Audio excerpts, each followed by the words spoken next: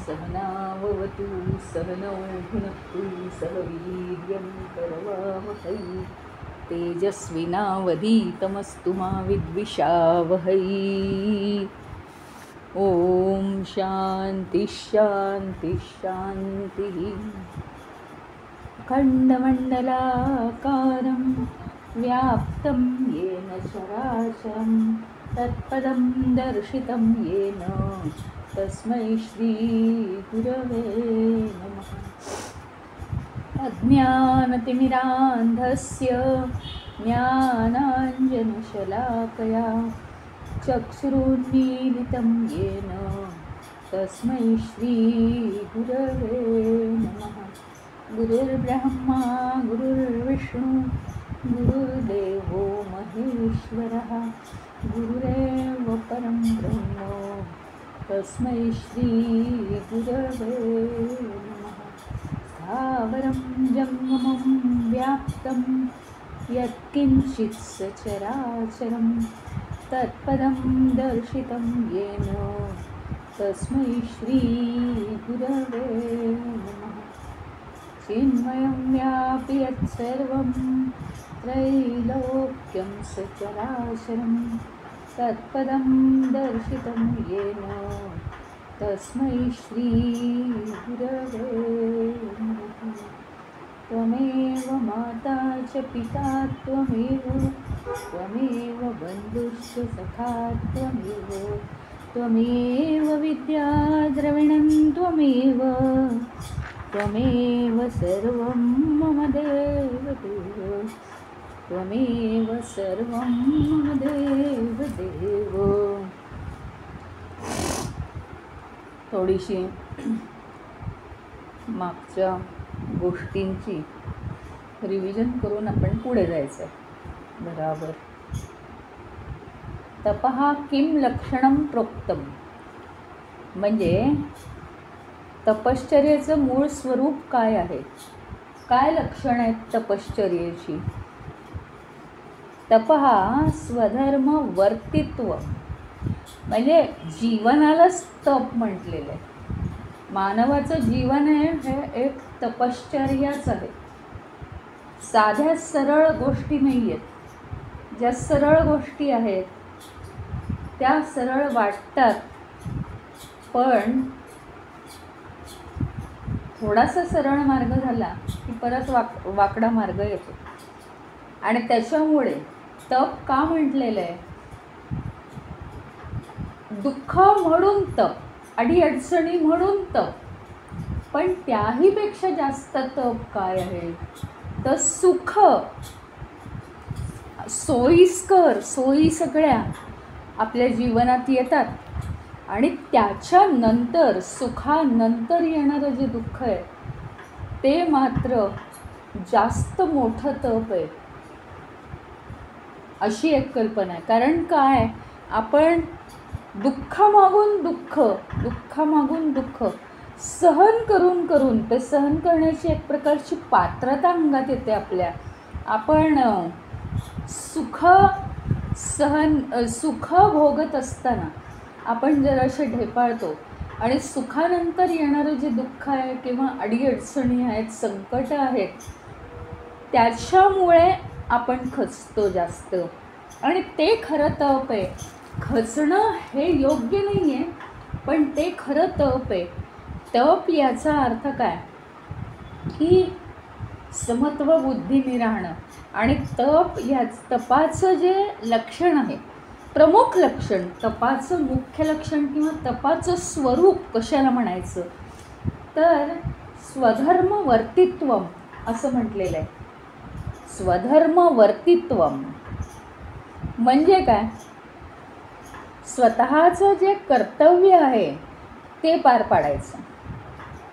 दुसऱ्याचं कर्तव्य काय आहे तसं मला करायचं आहे हे आपण बघायचं नाही आहे. मग काय म्हणजे कसं कळणार कर्तव्य आपलं, असा मोठा प्रश्न आपल्या मनात उभा राहील की मग आपलं कर्तव्य आपल्याला कसं कळणार. तर काहीच नाही आहे, कर्तव्य कळायची पण गरज नाही आहे. आज रोजच्या सकाळपासून रात्री झोपेपर्यंतच्या भूमिकेत जे आपण आहोत, प्रत्येकजण वेगवेगळ्या भूमिकेत आहे घरात. त्याचा अधिकार, त्याची भूमिका प्रत्येकाची वेगवेगळी आहे. हां, जी काही आहे ते म्हणजे त्याचं परमकर्तव्य आहे. दुसरी कोणती परमकर्तव्य नसतात. म्हणजे ही जी दररोजची कर्तव्य आहेत आपली, नित्य कर्तव्य, हां, नित्यनियमाने होणारी आपली कर्तव्य, तर ती कर्तव्य कुठे लपलेली नाही आहेत, कुठून आपल्याला शोधून काढायची नाही आहेत. चला मग सांगा बरं माझं कर्तव्य काय, मग मी करायला सुरुवात करीन, असं नाही आहे, काहीही नाही आहे. याचा अर्थ त्यांचं असं म्हणणं आहे की रोजची जी आपली कर्तव्य आहेत, आपल्या ज्या अधिकाराने आपण ज्या ठिकाणी आहोत, मी असं म्हणत नाही आहे की घरात आहात, ज्या ठिकाणी ज्या अधिकाराने, मग तुम्ही कुठेही असा ना, कुठेही असा, तिथे तुमची रोजची कर्तव्य काय आहेत, रोजची तुमची कामं काय आहेत, ती निष्ठेने पार पाडणं, ह्याला म्हणायचं काय तप. ती नुसती सगळी गोळाबेरीज करतोय आपण, कर्तव्य करत नाही आहोत, काहीही करत नाही आहोत आणि आळशीपणाने बसलो आहोत, तर ते तप नाही होत. जीवन हे तपच आहे आणि ज्याची त्याची ज्या त्या ठिकाणी नेमणूक आहे, तर त्या नियमानुसार प्रत्येकाने आपापली दररोजची आपल्या आत्ताच्या आयुष्यानुसार, आपल्या मूळ स्वभावानुसार, आपण म्हणतो ना कितीही काहीही करा ते जिकडचं पाणी तिकडेच वाहतं असं म्हणतो ना, तशा आपल्या मूळ आवडी काय आहेत, मूळ गोष्टी आपल्या कोणत्या पुढे जातात नेहमी. म्हणजे रोजची कर्तव्य हा एक विषय झाला. दुसरा विषय की कशात नाही गाडी कुठे वळते, मूळ आवडीकडे. कुणाला गायनाची आवड, कुणाला चित्र काढण्याची आवड, कुणाला विणकाम करण्याची आवड, कुणाला भरतकाम करण्याची आवड, कुणाला रांगोळी काढण्याची आवड, ह्या तिकडेच गाडी वळ. ही एक मी काही उदाहरणं दिली. पण कुणी एखादा नोकरीला गेलेला आहे आणि त्याला संशोधन करण्याची आवड, तो सारखा सगळ्या गोष्टींमध्ये संशोधनच करत असतो. तर हे काय झालं, म्हणजे रोजची कर्तव्य तर आहेतच, परंतु त्या व्यतिरिक्त इतर सुद्धा ज्या गोष्टींकडे आपला मूळ स्वभाव सतत जो वळतो, ते सुद्धा आपलं कर्तव्यच आहेत. ह्या सगळ्या गोष्टी कशा येतात शेवटी, तर वासनांमधूनच येतात ना, वासनांमधूनच आपलं कर्तव्य ठरतं. त्याच्यामुळे आपली मूळ अंगभूत वृत्ती कशी आहे, मूळ स्वभाव आपला कसा आहे, आपापल्या स्थानानुसार आपापल्या जबाबदाऱ्या काय आहेत, त्या व्यवस्थित रीतीने पार पाडणं, ह्या सगळ्या गोष्टी कुठून आल्या आहेत. एखाद्याला ही म्हणजे हीच आवड आहे, तुला कशी गायनाची आवड आहे, मला तर गायन येतच नाही. मला गायन का येईल, कारण माझ्या त्या वासना नव्हत्या ना पूर्वजन्मात. म्हणजे काय, शेवटी काय आहे, आपल्या ज्या आंतरिक वासना होत्या, आपल्या ज्या हा जन्म निर्माण होण्यासाठी ज्या वासना होत्या, त्याच तर फळरूप होऊन वर आलेल्या आहेत ना. आणि त्या वासनांनुसारच तर आपलं नेचर बनलेलं आहे. आपलं स्वभाव किंवा आपलं स्वरूप वासनांनुसार बनलेलं आहे. आणि त्याच्यानुसार ठराविक उत्साहाने आपण ठराविक गोष्टींकडे आकर्षित होत असतो. फक्त आपल्याला इथे काय सांगितलेलं आहे, तप करणं म्हणजे स्वधर्म वर्तित्वम. ह्याचा अर्थ काय, स्वधर्माचंच सतत वर्तन करा, दुसऱ्याचं कॉपी करू नका. परधर्मो भयावह. दुसऱ्याचा धर्म कॉपी करणं, त्याचा धर्माचं पालन करणं हे भयावह आहे. भयावह म्हणजे काय, आपण त्याची एक गोष्ट कॉपी करायला गेलो की त्याच्याबरोबर शिकून त्याच्या स्वभावातल्या 10 गोष्टी येतात आपल्याकडे आणि मग त्याच्या अडीअडचणींना आपण तोंड देऊ शकणार नाही. माझ्या स्वभावाप्रमाणे सगळी माझीच कर्तव्य मला पार पाडायची आहेत, कुणासारखं काही नाही. फक्त याच्यात एक अत्यंत महत्त्वाची गोष्ट, स्वधर्मवर्तित्व, स्वतःच्या धर्मानुसार सतत वागत राहा. ह्याचा अर्थ काय, तुम्ही कोणतंही कर्तव्य करता आहात स्वतःचं तर त्याच्यामध्ये नेट हवा. म्हणजे काय, तर उत्कृष्ट कर्म करायचं आहे, गीतेमध्ये तोंडपाठ केलं आहे आपण. पण ते करण्यासाठी आपण दररोज आपली कार्यक्षमता वाढवली पाहिजे. जसं अगदी लहान शाळेतल्या मुली असतात बघा, संपूर्ण म्हणजे 5वीतल्या 8वीतल्या आणि त्यांना मग आई म्हणते काहीतरी तुला आता पोळी करता आली पाहिजे. मग त्यांचं काय, आधी काय होतं, मॅप होतात वेगवेगळे, त्रिकोणी होते पोळी, चौकोनी होते, असं होतं तसं होतं आणि मग हळूहळू त्यांना ती पोळी गोल यायला लागते. ह्याचा अर्थ काय आहे, प्रॅक्टिस करून करून कार्यक्षमता वाढते. तशा आपण आपल्या जीवनामध्ये, म्हणजे जीवन हे शेवटी का आहे, का कशासाठी जीवन आहे, कर्तव्य करण्यासाठी. पण ती कर्तव्य काय अशी लेंबळटपणाने करायचीच नाही आहेत. कर्तव्य कशी करायची आहेत, पूर्ण उत्साहाने. मग पूर्ण उत्साहाने ती करण्यासाठी काय केलं पाहिजे आपल्याला. खूप उत्साहाने मुलीने पोळी केली, पण काय त्रिकोणी, कडक, चौकोनी, वाटेल तो आकार आणि कच्ची राहिली, मग चालतील का घरातल्यांना. म्हणजे ह्याचा अर्थ काय, उत्साहाने नुसती कर्म करून चालणार नाही आहेत, तर जास्तीत जास्त आपली कार्यक्षमता आपण वाढवली पाहिजे. म्हणजे आपण कार्य उत्तम रीतीने करू शकणार आहोत. कार्यक्षमता वाढवली की कार्य कसं होतं, सहजतेने होतं. आणि जिथे आपला कल आहे तेच आपण फक्त करायचं आहे, लोकांचं पाहून काहीच करायचं नाही आहे. परिश्रमपूर्वक करायचं आहे, कार्यक्षमता वाढवायची. दुसरं म्हणजे परिश्रमपूर्वक, खूप परिश्रम करायची मनाची तयारी पाहिजे. आणि समष्टीसाठी ते केलं गेलं पाहिजे, समष्टीचा विचार. त्याचप्रमाणे प्रामाणिकपणे केलं गेलं पाहिजे कार्य. आपल्याला कोणतं काम उत्तम जमतं ते आपणच आपलं शोधून काढायचं आहे आणि ते येतं आपल्या लक्षात. त्याच्यामुळे काय होतं माहिती का, अशी उत्कृष्ट रीतीने कार्य केली की जास्तीत जास्त आनंद मिळतो आणि काम अगदी सहज होऊन जातं. हे कार्य जे आहे ते आम्हाला जास्त समाधान देणार. मी तुम्हाला अगदी रोजची उदाहरणं देते. काहीही केलं ना आपण, एखादी काहीतरी चांगली रेसिपी जमली आपल्याला, काही कसल्याही वड्या म्हणा, काही अगदी छान कुटकुटीत झाल्या आहेत वगैरे, हे आपल्याला जोश येतो. पापड केले कधी, आपल्याला जोश येतो, खूप छान झाले, खूप छान फुलत आहेत. किंवा काहीतरी केलं आहे, विणकाम केलं आहे, भरतकाम केलं आहे, वा हे खूप छान झालं, मी इतक्या वर्षांनी हात लावला तरी. म्हणजे काय आहे, प्रत्येक कार्य जे आपण करतो आहे ही अशी अंगभूत रचना आहे या विश्वाची, त्या आपल्यासाठी. म्हणजे असं रडण्यासारखं काही नाही, आमचं जीवन आमच्या वासनांमुळे आम्हाला कर्म करावी लागतात, नाही. ही जी कर्म आहेत, म्हणजे हे सगळं कसं आहे, ते सेल्फ मॅनेज्ड आहे. सेल्फ मॅनेज्ड कसं, तर ही जी आपण कर्म करतो आहोत, वासनांमुळे कर्म आली, मान्य. कर्म करावी लागत आहेत, मान्य. कार्यक्षमता वाढवावी लागते, मान्य.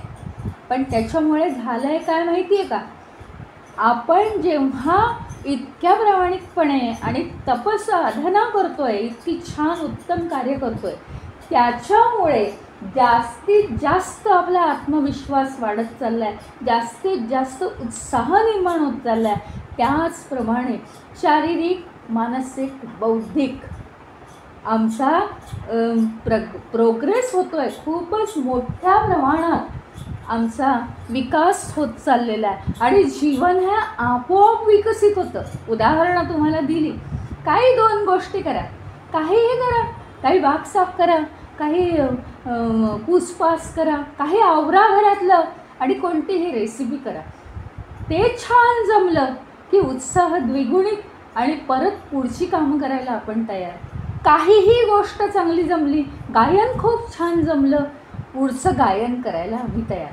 म्हणजे जीवनात उत्साह एकतर ही कर्म निर्माण करतायत आमच्या. केव्हा? ज्यावेळी आपण प्रामाणिकपणे आणि अतिशय परिश्रम, शिवाय नुसते गाढवासारखे परिश्रम नाही, तर आमची सगळी आमची कार्यक्षमता उत्तम असली पाहिजे. कार्यक्षमता आम्ही वाढवली पाहिजे. माझ्याच्यानी हे होत नाही असं म्हणून चालत नाही. जे करायचं आहे त्याच्या बाबतीत कार्यक्षमता उत्तम. काही बाबतीत तुम्हाला होत नसेल, कारण काय, ते तुमचं रोजचं नित्यकर्म नाही आहे. नित्यकर्म नियतकर्म ही आपण पूर्ण कार्यक्षमतेनेच करायची आहेत. त्यामुळे ॲटोमॅटिक जीवनात उत्साह, प्रेरणा आणि आपोआप जीवनाचा विकास होत जातो. शारीरिक, मानसिक आणि बौद्धिक पातळीवर मन स्थिर होतं, बुद्धी तीक्ष्ण होते आणि शरीर निरोगी होतं. नुसता आराम करून शरीर निरोगी राहत नाही. मग कोणत्याही बाबतीत तुम्ही बौद्धिक कर्म केली तरी चालेल, आणि दुसरा करतो म्हणून करू नका. मग मनुष्य आपल्या जीवनात का नाराज होतो याचं एक महत्त्वाचं कारण आहे, आणि ते म्हणजे माणसाला स्वधर्म सोडून जरा दुसरीकडे जायला आवडतं. आता काय आपल्याला कळत नसेल का की आपल्याला काय आवडतं? आता इतके वर्षाच्या आपल्या स्वतःच्या सहवासात आपण आहोत. आपल्याला माहीत नाही का आपल्याला काय आवडतं, आपल्याला काय जमतं, आपल्याला काय उत्तम येतं? आता समजा उदाहरणार्थ एखाद्या स्त्रीला पुरणपोळी उत्तम येते आणि ती जर असं म्हटली, नाही बाबा मला कंटाळा येतो ते पुरणपोळी करण्याचा, मग त्या कार्यक्षमतेचा, त्या नियतकर्माचा काय उपयोग आहे? म्हणजे ज्या वासनांमुळे ते कर्म निर्माण झालं आहे, त्या वासनांचा क्षय होतो आहे का? नाही. आपला जिथे कल आहे, जे आपल्याला छान जमतं आहे ते आपण केलंच पाहिजे उत्साहाने. आपल्याला दुसऱ्याचं, मला पुरणपोळी नाही करायची पण मला गायन करायचं, तो दुसऱ्याचा धर्म आहे ना, तो आपल्याला येणार नाही. माणसाचं काय आहे माहिती का? आसक्ती या गुणामुळे जे नवीन पाहिलं, म्हणजे काय, अगदी लहान मुलांसारखं, जे माझ्याकडे आत्ता नाही ते मला पाहिजे, असं आहे आपली प्रवृत्ती आहे. मग माझ्याकडे काय नाही, माझ्याकडे गायन नाही आहे, आता मी गायन डेव्हलप करणार. त्या मुलीने किती छान चित्रकला काढली, नाही मलासुद्धा येईल, मग आता मी चित्रकला काढणार आजपासून आणि मग हळूहळू करत येईल. पण जो माझा स्वभाव नाही तो का करायचा आहे, मला लोकांचं पाहून करायचं आहे. आणि म्हणून जीवनात मनुष्य सुखी नाही, कारण स्वधर्म सोडला की सगळं संपलं, स्वधर्म सोडला की सगळं बाजूला झालं, मग त्याच्यात काही अर्थच नाही. त्याच्यामुळे मनुष्य जीवनात नाराज आहे. प्रत्येक जण खरं म्हणजे वेगळा आहे, हे काही सांगायची गरज आहे का? प्रत्येक जण वेगळा आणि आपापल्या वासनांनुसार बद्ध येतो. त्यामुळे प्रत्येकाचं स्वधर्म पण वेगळा आहे. आणि काय होतं, मनुष्य बाह्य आकर्षणांनी वस्तू आणल्या, व्यक्ती झाल्या, हे ठीक आहे. बाह्य आकर्षणांनी तुम्ही दुसऱ्याच्या वासना घ्यायला लागले तर कसं शक्य आहे? तुमच्या ते वासनाच नाही आहेत तर कशी काय तुम्ही कर्म करताय? नियतकर्म करायलाच वेळ नाही आहे, आधी परत जन्म घ्यायचा आहे का?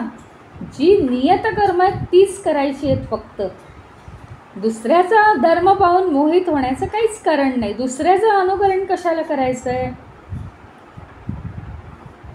आता गीतेत श्रीकृष्णांनी एका ठिकाणी सांगितलेलं आहे की दुसऱ्याचं कितीही जीवन छान, सुंदर, दोषमुक्त असं वाटत असलं तरी, स्वतःचं दोषांनी भरलेलं जीवन असलं तरी ते जगावंच माणसाने, कारण त्याला स्वतःजवळचं नेहमी दोषयुक्तच वाटतं.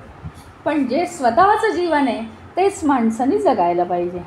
आता पुढचा श्लोक, पुढचा हा प्रश्न आहे, क्षमाच का परा पुरा, क्षमाच का परा प्रोक्ता. म्हणजे काय? क्षमा म्हणजे संयम, दुसऱ्याला क्षमा करणं म्हणजे स्वतःवर संयम ठेवणं. परा म्हणजे सर्वोच्च, सर्वोच्च संयम कशाला म्हणतात, किंवा सर्वोच्च संयमाचं स्वरूप काय आहे? क्षमा द्वंद्व सहिष्णुत्व. म्हणजे काय? ही जी द्वंद्व आहेत ना जीवनातली, ती आपण स्वीकारणं. सहिष्णुता म्हणजे सहनशीलता. द्वंद्वांकडे बघून आपल्या मनामध्ये सहनशीलता आणणं, म्हणजे द्वैतांना स्वीकारणं, याला म्हणतात क्षमा. क्षमा म्हणजे दया, क्षमा, शांती यातली क्षमा नाही. क्षमा म्हणजे संयम, मनावरचा संयम किंवा सहनशीलता. त्याचं दुसरं नाव तितिक्षा असंही आहे. म्हणजे काय? आता जीवनात सगळ्यात मोठी गोष्ट ही द्वंद्व. म्हणजे काय? सुख आणि दुःख. सुख आणि दुःख. आता कितीही जरी सांगितलं असलं भगवंतानी, समशत्रौच मित्रेच तथा मानापमानयोः शीतोष्ण सुख दुःखेषु ततस्संग विवर्जितः. यांचा जो संग केलेला आहे आपण, तो विसर्जित करायला पाहिजे. कितीही परमेश्वरांनी सांगितलं, भगवंतांनी सांगितलं, तरीसुद्धा आपण काय करतो? आम्हाला शत्रू आणि मित्र समान आहेत का? आम्हाला सुख दुःख समान आहेत का? नाही ना. म्हणजे काय त्याचा अर्थ? की सुखाकडे चांगल्या नजरेने आम्ही पाहतो, मग दुःख म्हणजे आम्हाला नको असतं, त्याचा आम्ही तिरस्कार करतो, त्याला दूर करतो. ह्याचाच अर्थ आमच्याकडे सहिष्णुता नाही आहे, सहनशीलता नाही आहे. सहनशील होण्यासाठी काय केलं पाहिजे? सुखाचाही भोग घ्यायला नको, म्हणजे त्याच्यात इन्व्हॉल्व व्हायला नको, आणि दुःखाचाही भोग घ्यायला नको. ह्याचा अर्थ काय? परिस्थिती जी येईल ती परिस्थितीने आमच्यावर प्रभाव टाकता कामा नाही. कुठल्याही परिस्थितीने, सुखाच्या किंवा दुःखाच्या परिस्थितीने आमच्यावर प्रभाव टाकता कामा नये. परिस्थितीने प्रभाव नाही टाकला पाहिजे. मान अपमान काहीतरी होतं, कधीतरी काहीतरी कोणीतरी उतरवतं आपल्याला. मान आणि अपमान कशाचाही आमच्यावर प्रभाव होता कामा नये. आपण कितीतरी पाहिलं आहे, माझ्या तर डोळ्यासमोर सतत श्रीरामच येतो. एवढं काही आयुष्यात उतरवल्यावर कैकेयीचा दोष नाही, हा दोष माझ्या दैवाचा आहे. सीता म्हणते की हा दोष माझ्या दैवाचा आहे, राक्षसिणींचा दोष नाही. म्हणजे बघा ना तुम्ही, हे जर माणसाला कळलं ना तर सगळं संपलं. दैवाचा म्हणजे काय? आपण जी कर्म केली आहेत त्याची फळ आहेत. मग कधी चांगली आणि कधी वाईट, यांनीच तर मुळे जीवन भरलेलं आहे, आणि ते मूळ भोगायसाठीच तर आपण आलो आहे. आता त्याला नावं ठेवून काय करायचं? म्हणजे आमच्या जीवनात उदाहरणार्थ एक दिवस आहे आणि एक रात्र आहे, त्याच्यावर आपण कंप्लेंट करू शकतोय का? की अहो काय म्हणजे ही रात्र काय येते, आमची किती कामं राहिली आहेत, मग रात्र आली की आम्हाला झोपावं लागतं, झोप येते आम्हाला त्या वातावरणाने, अशी कंप्लेंट नाही करू शकत आहे. अहो काय दिवस उगवतो, हा सूर्य आला की आम्हाला उठावंच लागतं, किती आम्ही थकलेलो असतो, सारखी रात्रच राहिलं पाहिजे, अशी आपण कंप्लेंट जशी करू शकत नाही आहे. हे काय आहे? या प्रपंचाचे, या विश्वाचे हे नियम आहेत. दिवस आहे तर रात्र पण आहे, सुख आहे तर दुःख पण आहे, आणि त्याच्यातच जर आपण जन्माला आलो आहे म्हणजे आपण सुद्धा दोषयुक्त आहोतच ना. आपल्यातच द्वंद्व आहेत. पहिली गोष्ट, एकदा आपण कसे वागतो, एकदा आपण जीव होऊन वागतो आणि एकदा आपण परमात्मा होऊन वागतो. कधी कधी परमात्म्याची भक्ती करतो तेव्हा परमात्मा झालेलो असतो, आणि एकदा आपण जीव होऊन कंप्लेंट करत बसतो. म्हणजे आपण सुद्धा काय आहोत?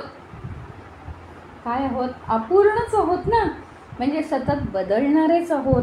तर हे जीवन हे असंच आहे, हे आधी आपल्याला स्वीकारता आलं पाहिजे. म्हणजेच याचा अर्थ द्वंद्व. पाऊस आहे हे खूप खराब आहे, ऊन बरं त्याच्यापेक्षा, ऊन आलं की ऊन खूप खराब आहे त्याच्यापेक्षा थंडी बरी. म्हणजे सारखा द्वैतभाव करत राहायचा आणि त्या द्वंद्वांवर चर्चा करायची आणि त्याचा परिणाम काहीही होत नाही. तुम्ही किती कंप्लेंट करा, द्वंद्व म्हणजे कोणतीही चांगली किंवा वाईट परिस्थिती जीवनात आली तर ती स्वीकारता आली पाहिजे.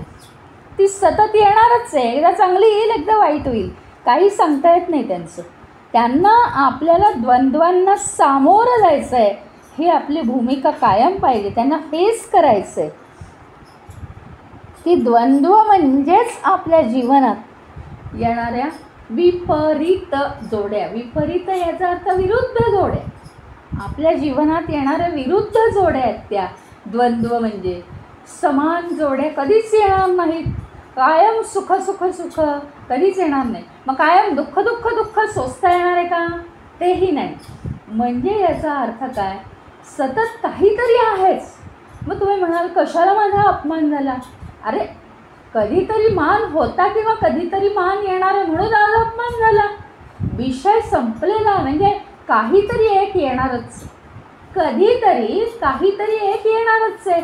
त्यात काही तथ्य आहे का? म्हणजे रात्र झाली, आत्ता रात्र का झाली? का? एकदा दिवस होता म्हणून आत्ता रात्र झाली. अगदी साधी गोष्ट आहे ती. आणि ती काय स्वीकारणं, याचा अर्थ फार मोठी गोष्ट स्वीकारायची, त्याला साधू संन्यासी व्हावं लागणार आहे असं काही नाही. त्यातलं फक्त तारतम्य आपण शोधून काढलं पाहिजे. तारतम्याने वागलं तर काय, काहीतरी एक येणारच आहे. एवढं जर आपल्याला सहज समजलं तर प्रत्येक वेळी जी द्वंद्वाचा जो भाग आपल्यासमोर येईल त्याला आपण सहज फेस करू शकतो. कधीतरी जीवनात अनुकूल येणार आणि कधीतरी प्रतिकूल येणार. सगळ्यांना समभावाने पाहिलं पाहिजे. सुखद परिस्थितीचा आपण आनंद घेतो, हां, मग दुःखद परिस्थिती आपण स्वीकारू का शकत नाही? ती पण स्वीकारू शकलो पाहिजे. ह्याचा अर्थ काय? स्वीकारू शकलो पाहिजे ह्याचा अर्थ काय? आपण कोणत्याही गोष्टींनी भारावून जायचं नाही, त्याच्यात इन्व्हॉल्व व्हायचं नाही, त्याच्यात इंटरेस्ट घ्यायचा नाही. सुख आहे, चला लोळून घ्या सुखात. मग आपल्याला दुःखाचा त्रास होतो लगेच. आता हे कशाला आलं दुःख, चांगलं चाललं होतं असं वाटतं आपल्याला. म्हणजे आपण कोणत्याही परिस्थितीने एक्साईट व्हायचं नाही, इन्व्हॉल्व व्हायचं नाही. आपण अगदी त्या परिस्थितीशी समरस होऊन तो प्रश्न सोडवायचा प्रयत्न करायचा, हे महत्त्वाचं आहे. आणि कुठेतरी म्हण आहे अशी की संयम हा शूरांचा अलंकार आहे. आणि खरोखरीच आहे. म्हणजे जीवनात संयमच ठेवला पाहिजे, त्याने आपल्या अंगात शूरपणा येतो. हां, सतत द्वैतच आहे जीवनात. ते आपल्याला एकदा त्याला ठरवूनच टाकलं पाहिजे. पण या द्वैताच्या कोणत्याही बाजूनी आपण प्रभावित व्हायला नको. त्याच्यासाठी असीम धैर्य लागतं, असीम शौर्य लागतं. ते आपण कधी कमी होऊ द्यायचं नाही. सहिष्णुता म्हणजे सहनशक्ती. सहनशक्ती वाढवणं ही एक मोठी गोष्ट आहे. आपल्याला म्हणजे प्रत्येक गोष्टीत यश मिळतं सहिष्णुतेमुळे. हां, सहिष्णुता असली की कुणाशी एक तर वैर होत नाही. सहिष्णुतेमुळे आपण सगळ्यांना वश करू शकतो. म्हणजे कुणाचं जर काही चुकलं असेल, आपल्या अंगी सहिष्णुता म्हणजे सहनशीलता आहे, जाऊ दे असू दे काही हरकत नाही, झालं असेल त्याच्या हातून, त्यांनी काय होतं, लोक आपल्याला वश होतात. म्हणजे अरे माझी चूक झाली तरी यांनी मला माफ केलेलं, अशा रीतीने आपण लोकांमध्ये प्रसिद्ध होतो. आणि मग कोणी आपला दुष्ट असला, शत्रू असला तरी तो सुद्धा आपल्याला काही करू शकत नाही त्याच्यामुळे. म्हणजे काय की ज्या जमिनीवर गवतच नाही आहे तर ते पेटेलच कसं? पहिली गोष्ट ते पेटणारच नाही ना.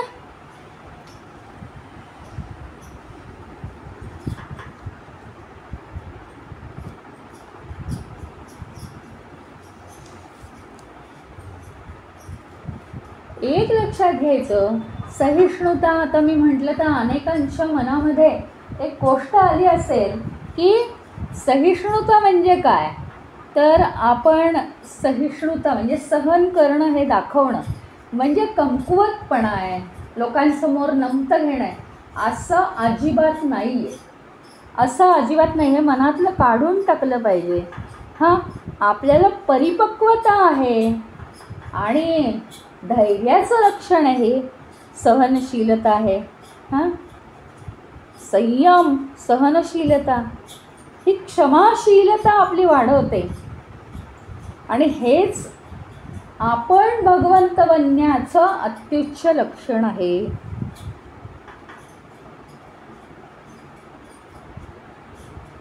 आता पुढचा प्रश्न आहे, काच ह्रीम परिकीर्तिता.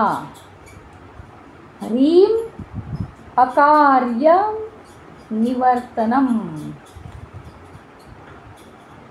म्हणजे काय? ह्रीम ह्याचा अर्थ ह्रीही, ह्रीही, र ह्रीही म्हणजे नम्रता. तर नम्रता म्हणजे काय असं त्यांचं म्हणणं आहे. हां, तर नम्रता याचा अर्थ खूप त्यांनी वेगळा आणि छान केला आहे की जी आपल्याला, नम्रता म्हणजे काय माहिती का? पटकन जिथे नुकसान आहे, काही आहे, एक पाऊल मागे सरकणं. म्हणजे उदाहरणार्थ आता मी काहीतरी बोलणार आहे, म्हणजे मला भानच नसतं बोलण्याचं, मी काहीतरी बोलून टाकते, समोरचा चिडतो. हां, म्हणजे ते नेहमीचं असतं असं. तर मला भान नसतं म्हणून मी बोलून टाकते. पण भान जर असेल, नाही इथं बोलून उपयोग नाही, आत्ता बोलायचं नाही, नंतर वेळ आली की कसं ते दाखवता येईल ते बघू. हे काय आहे?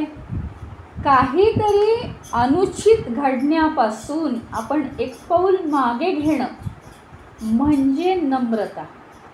किंवा काहीही, आता एखादा शेजारचा कचरा टाकतो आपल्या दारात. हां, आता मी एकदा त्याला झाडणार आहे, असं आहे तसं आहे, असं झालं तसं झालं. हां, आणि आपण जरा वाट बघूया, चांगलं सांगून बघूया, पुढे काय होतं आहे ते बघूया, असा जर पेशन्स ठेवून त्याच्यावर उपाय केले तर एखाद वेळेस त्याचं कचरा टाकणं बंद होतं. म्हणजे काहीतरी भांडण आणि अनुचित प्रकार होणं ह्याच्यापेक्षा एक पाऊल मागे सरकणं म्हणजे नम्रता. जीवनात अशा लाखो गोष्टी आहेत, ही मी अगदी फारच छोटी छोटी उदाहरणं तुम्हाला दिली, पण जीवनात अशा लाखो गोष्टी आहेत की लोक हे करतात, आत्महत्या वगैरे करतात. थोडीशी जरी वाट पाहिली, त्याच्यावर उपाय केले तर ती एवढी मोठी गोष्ट टळू शकते ना. ह्याला म्हणतात जीवनाविषयीची नम्रता. म्हणजे अशी एक गोष्ट लक्षात आली असेल तुमच्या की काहीही अनुचित घडणारे माझ्या कोणत्याही कृतीने, मग ती कृती शारीरिक असो, मानसिक असो, बौद्धिक असो, कशीही असो, नुसत्या नजरेने ती कृती असो, पण मला खूप जोश आहे हो लोकांशी भांडायला किंवा काहीतरी विपरीत करायला मला फार जोश आहे. मी आता आज हे करूनच टाकणार असं आपण म्हणतो की ज्याने वाईट परिणाम येणार आहेत, त्यातून 2 पावलं मागे घेणं याला म्हणतात नम्रता. अतिशय उत्तम त्यांनी ह्याचं डेफिनेशन केलेलं आहे की कुठलाही अनुचित कार्य होण्यापासून आपण मागे हटणं म्हणजे नम्रता असं म्हणता येईल आपल्या शब्दामध्ये याला. तर रीही म्हणजे काय? तर रीही या शब्दाचे दोन अर्थ होतात, एक म्हणजे नम्रता आणि एक म्हणजे लज्जा. तर जी कृत्य किंवा ज्या कृती आपण करू नाही त्या लज्जास्पद आहेत, त्या वाईट आहेत असं आपल्याला वाटतं, त्याच्यापासून 2 पावलं लांब होणं याला म्हणायचं रिही म्हणजे नम्रता. आपली नित्यनैमित्तिक सुद्धा कर्म पार पाडताना आपल्याला अनेक वेळा अशा गोष्टी येतात. नीतीच्या मार्गाने आपण जात नाही, गैरमार्गाने जाण्याचा प्रयत्न करतो. तर गैरमार्गाने आपण जाऊ नये, खोटं बोलू नये, चोरी करू नये, दुसऱ्याचं मन दुखावू नये. हे सगळं काय आहे? रिही आहे. रिही काही नाही, पटकन बोलून जातो आपण, जन्मभर दुसरा ते लक्षात ठेवतो. शब्द मागे राहतात म्हणतात ना, तसं. म्हणजे आपल्या बोलण्यात इतकं काही नसतं, पण ते आपला स्वभावच तसा. तर इथं आपण जागरूकता ठेवणं, या रिहीमुळे, या नम्रतेमुळे, या लज्जेमुळे आपण अनेक गोष्टींमधनं वाचतो.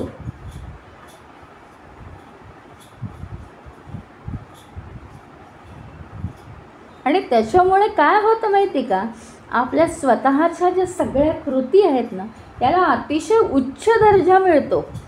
कारण चीप गोष्टी ज्या असतात त्याच्यापासून आपण मागे हटलो आहे ना, आलतू फालतू गोष्टींपासून आपण चुकीच्या कृतींपासून मागे हटलो आहे. त्याच्यामुळे आपल्या जीवनाचा, आपल्या कृतींचा दर्जा एकदम उच्च होतो. उदात्त विचार निर्माण होतात आपल्यामध्ये. मोठ्यांचा आदर राखणं, दुसऱ्याच्या मनाच्या हळूवार भावना जपणं, हे सगळं काय आहे? रिही आहे. रिही म्हणजे नम्रता. त्या गोष्टी अतिशय नाजूक आहेत, अतिशय नाजूक. आता पुढचा एक प्रश्न आहे, किम ज्ञानम प्रोच्यते? ज्ञानम तत्वार्थ संबोधः. प्रोच्यते म्हणजे म्हणतात. ज्ञानाला काय म्हणतात? ज्ञान कशाला म्हणतात? ज्ञान म्हणजे काय? मग ज्ञान म्हणजे काय? तत्वार्थ संबोधः म्हणजे तत्व म्हणजे काय? परमसत्य ना. त्याचा संबोध, उत्तम रीतीने त्याचा बोध होणं म्हणजे अनुभव येणं, याला खरं ज्ञान म्हणतात विश्वातलं. बाकी कोणतंही ज्ञान खरं नाही. ती सगळे म्हणजे सगळ्या परिवर्तित वस्तूंची परिवर्तित ज्ञानं, ती ज्ञानं खरी नाही. ती त्या त्या वस्तूंपुरती ज्ञानं आहेत, त्या त्या व्यक्तींपुरती ज्ञानं आहेत, त्या त्या घटनांपुरती ज्ञानं आहेत. पण खरं ज्ञान म्हणजे काय? तर परमसत्याचा बोध उत्तम रीतीने स्वतःला होणं, हे परमज्ञान आहे. मग परमतत्वापेक्षा आम्ही वेगळे नाही याचा अनुभव आपल्याला आला आहे का? तर ते परमज्ञान आहे, बाकी काहीही नाही.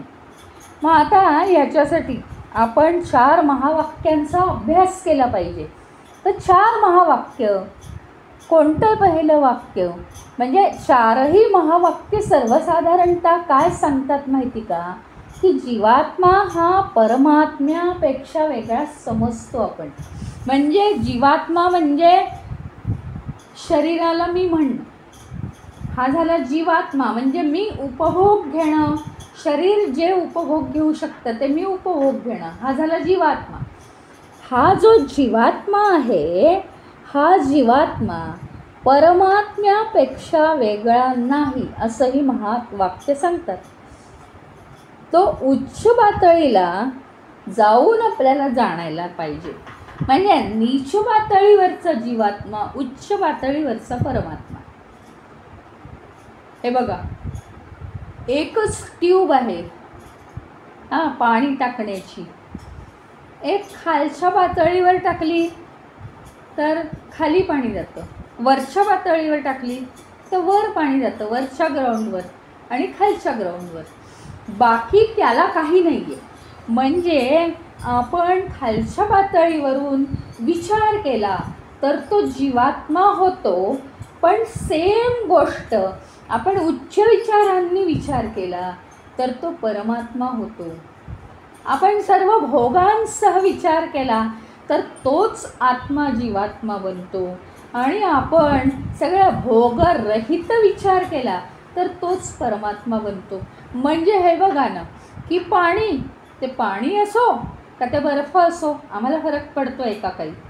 काहीही फरक पडत नाही. तरीसुद्धा पाण्याची कार्य वेगळी आहेत, बर्फाची कार्य वेगळी आहेत आणि उकळत्या पाण्याची पण कार्य वेगळी आहेत वैयक्तिकरित्या. पण तरीसुद्धा ते पाणी जसं एकच आहे, वेगवेगळ्या पातळीचं आहे. 0 डिग्रीपेक्षा कमी असलेलं ते पाणी काय आहे?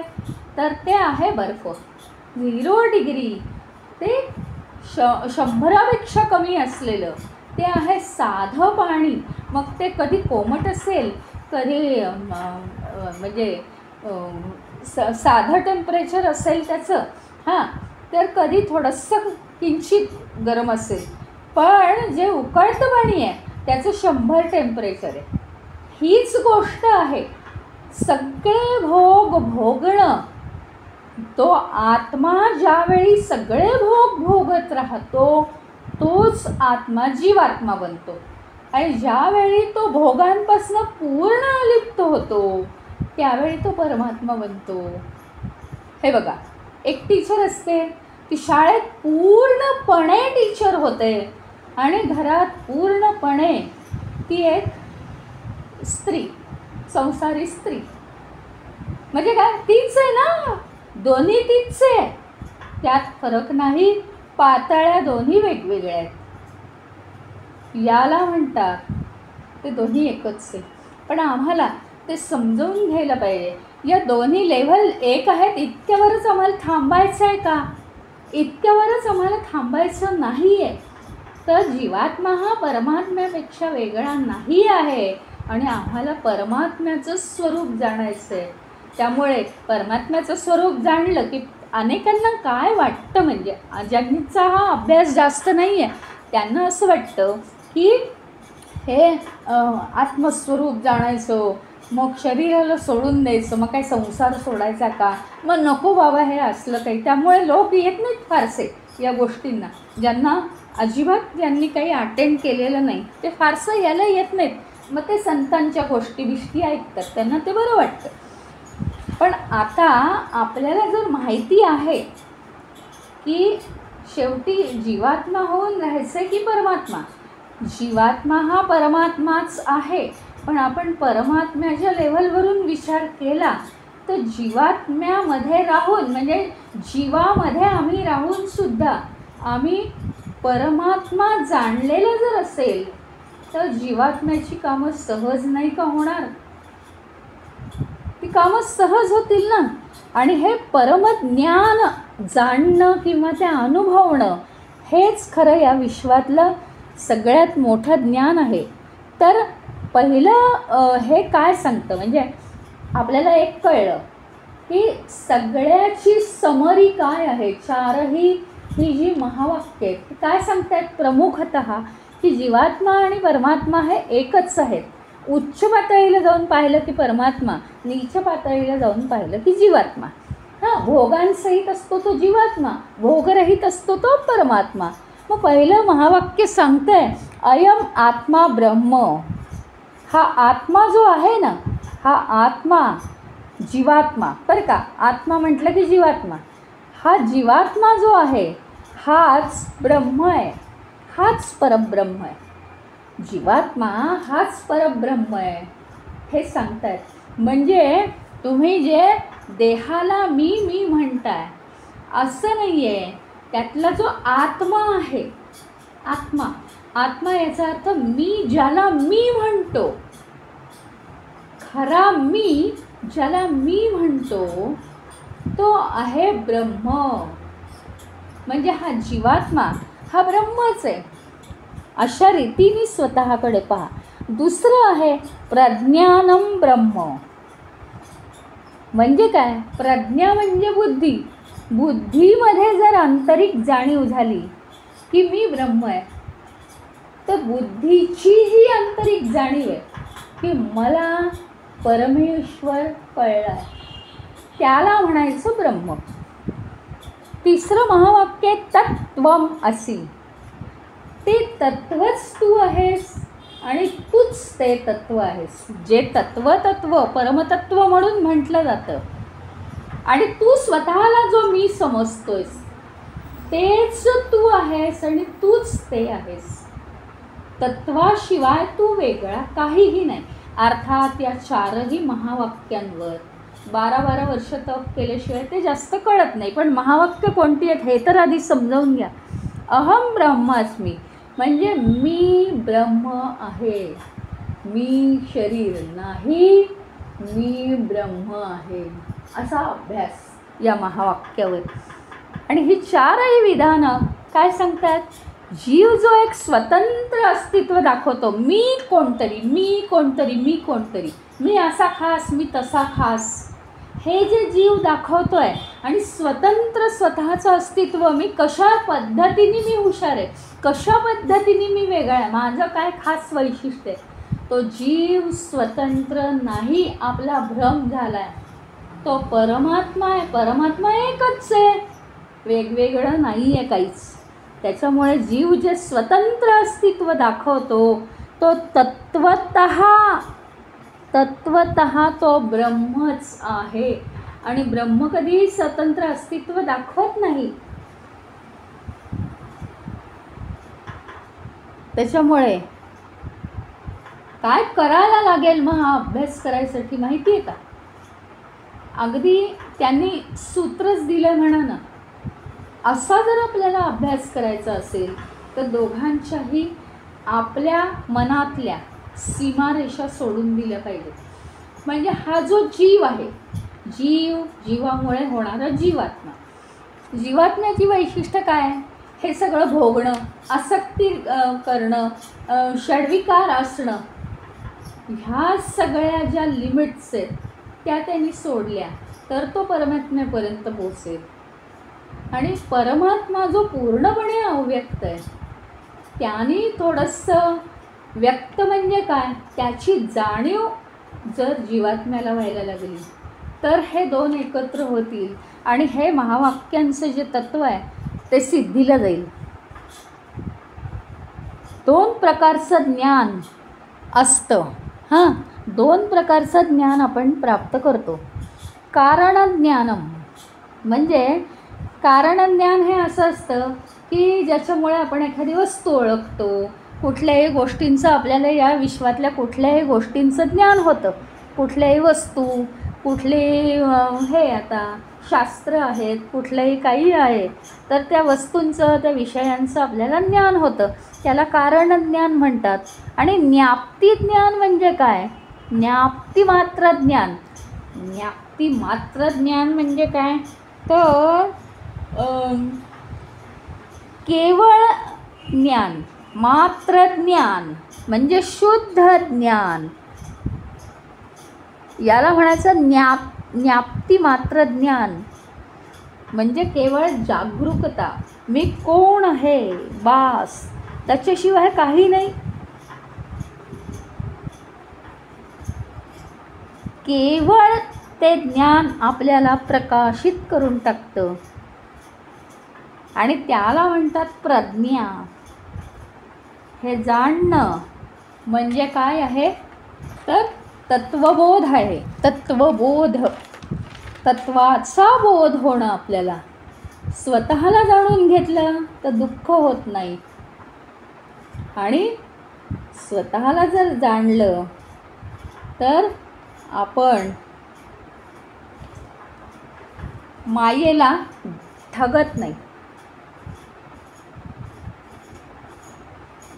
आपण स्वतःमध्ये रममाण होऊ शकतो. दुसरं काही नाहीच रममाण होण्यासारखं या विश्वामध्ये. केनोपनिषद काय म्हणतं की स्वतःचं ज्ञान आणि स्वतःचा अनुभव असेल तर सगळ्यात जास्त हितकारक आहे, नाहीतर सगळ्यात मोठं नुकसान आहे. म्हणजे माणसाच्या जन्माला येऊन स्वतःचं जर ज्ञान नसेल तर सगळ्यात मोठं नुकसान झालं आपण आपलं. आपल्यामध्ये, आपल्या अंतःकरणामध्ये ही जी परमेश्वराची जाणीव आहे ना, हा जाणीवेचा स्रोत सतत वाहत राहायला पाहिजे. त्या जाणीवेचा खंड पडता कामा नये. आणि तो गुरुच्या सानिध्यात योग्य वेळ आल्यावर होऊ शकतो. योग्य वेळ आली की गुरुच्या साह्याने ते काम आपलं सहज होऊ शकतं. तर आता आज आपण इथे थांबूया. ओम पूर्णमद पूर्णमिदं पूर्णात् पूर्णमुदच्यते पूर्णस्य पूर्णमादाय पूर्णमेवावशिष्यते. ओम शांति शांति शांति. हरि ओम. श्री गुरुभ्यो नमः. हरि